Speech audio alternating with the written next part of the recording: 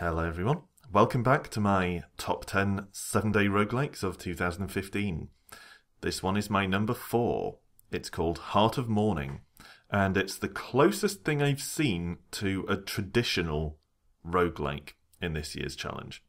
But it's not entirely traditional, as will become apparent once we get playing. So let's start a new game, and I will call myself Alan, for that is my name. There is a bit of backstory, which is not strictly necessary. There's an evil wizard, and you're chasing him. So here we go. After trailing Ishas, the evil wizard, for 2 full days, you found him in the ruins of this keep, where he seems to have made his lair, dispatching phantasms, guarding the entrance, etc., etc. It's a bad sign. It means 2 things. He'll know you're here, for one. For another, it means that despite his madness, he's still clear-headed enough to set guards behind him. Which means this isn't going to be easy. Which isn't strictly true, but becomes true later, as we'll see. So, very, very traditional-looking roguelike. Not just ASCII, but it has that kind of chunky, almost DOS-like quality here. So, we're moving around with the number pad. And there are all sorts of bizarre, abstruse commands for things like looking, like that. Semicolon to look. It's like we're playing NetHack or something. So that's not ideal. I think that's intentional. This game is intentionally referential of old roguelikes. But while I understand that that's the reason for it including bizarre command shortcuts like the semicolon to look, they're still bizarre, even if intentionally so. So that's a little bit of a niggle which gets on my nerves. But the big draw with this game, or its gimmick, I suppose, is that you start off fully kitted out. Look at this stuff. Longbow, mithril shirt, silver dragon scale mail, tower shield, skull cap, cloak of magic resistance, leather gloves, speed boots, amulet of reflection, ring of see invisible, ring of speed. All of those on us at the moment.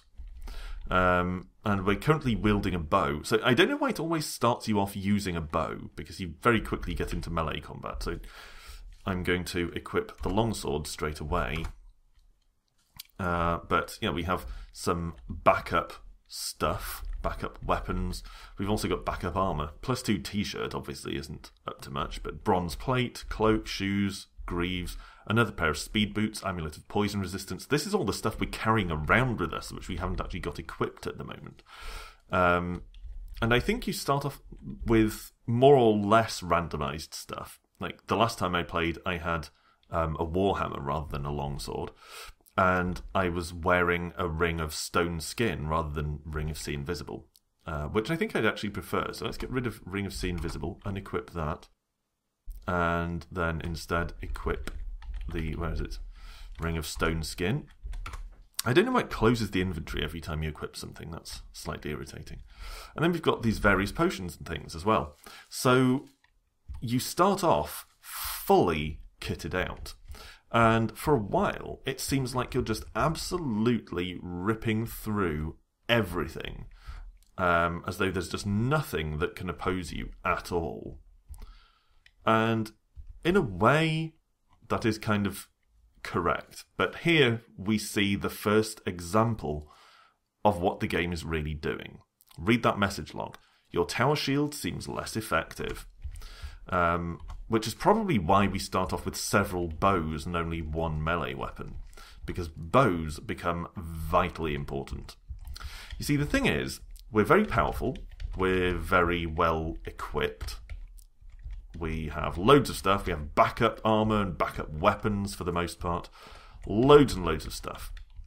And with just ordinary things like orcs and whatnot, we will just plough through them like they're not even there. And when I was first playing this, I was thinking, oh, okay, yeah, I get that the gimmick is we're not starting off with nothing and building up. We're actually already equipped with everything, but it just makes the game incredibly easy. But it took a little while, my first play, maybe play and a half of the game, to realise that what it's really doing is what that Astrojag was doing to us before, when it weakened our tower shield. The game starts you off very powerful and well equipped, But as time goes on, it throws in more and more monsters which harm your equipment, which rust your weapons and weaken your armour, things which steal your magical rings and amulets. It starts you off powerful and makes you weaker as you descend, while at the same time throwing more and more enemies at you. So it increases challenge in a fairly novel-ish way. Rather than starting you off weak against weak enemies, it starts you off powerful and makes you weaker as you go along. And that something like that has been attempted before. I forget the name of the game now. Was it A Quest Too Far? A 7DRL from a few years ago, where you were basically an elderly adventurer coming out of retirement for one final quest, and you actually have to drop your pieces of equipment as you go along because you're getting physically weaker as you wrestle with the onslaught of old age. But this does a kind of similar-ish thing, but in a slightly different way. But it does chip away at you, as starts you off as a powerful character and then chips away at you, which, once you realise that's what it's doing, introduces a whole different aspect of gameplay, because you're no longer just mindlessly ploughing through enemies. We still kind of are at the moment, because we're very early on. But it won't be long before we see more and more enemies that damage our equipment and our armour and our weapons, and that steal things from us, which means you end up relying a lot on missile weapons, on keeping your distance, and although you're powerful enough to take on various enemies, I find that you end up avoiding a lot of them, running away a lot. Oh, Rust Monster, hate those things. Definitely going to need a missile weapon here. I'll use the crossbow, I think. So you end up...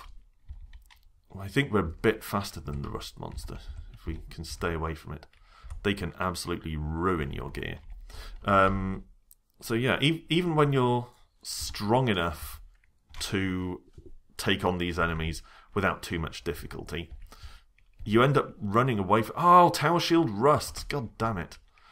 You end up running away from them, even though you probably could take them, just because you're afraid of sacrificing your gear and then not being strong enough to deal with the dragons and things that show up later on. So now the Rust Monster's gone, I'll switch back to my long sword, like so. So in that sense, it's really interesting. My main criticism of the game, and the reason it isn't higher up this list, is that every time I've played it, and I've played it a number of times now, you go along like this. It's fairly easy early on, and then it gets more and more difficult, and you make tactical choices about when to retreat and when to sacrifice certain pieces of armour. You know, equip armour you're not so bothered about keeping when you know you can't get away from a Rust Monster or whatever. That's all going well, and then you reach a point a few floors down where you will walk into a room and it is crammed to bursting with dragons. And you back off, you know, bottleneck them in a corridor, chip them off one or two at a time, but more and more just keep coming, and they start coming from the other direction as well, from behind you. And even if you've been taking great pains to preserve as much of your equipment as possible and play along with what seems to be the aim of the game, once you reach that room, you're dead. The game is over. It's possible that there's a way to get through it, but I've never found one. And that means that after a while, the game becomes an exercise in frustration, because you can't, or at least I can't, so far, devise a way of getting past that room. And so far, it has showed up every single time I've played.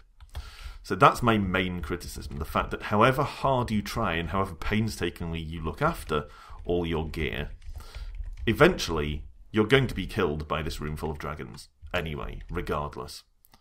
So that is a problem, and that's why this game isn't higher up.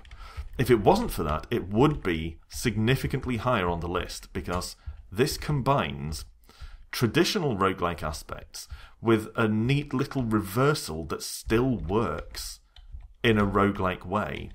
And I have a lot of fun with it up until I get to that room.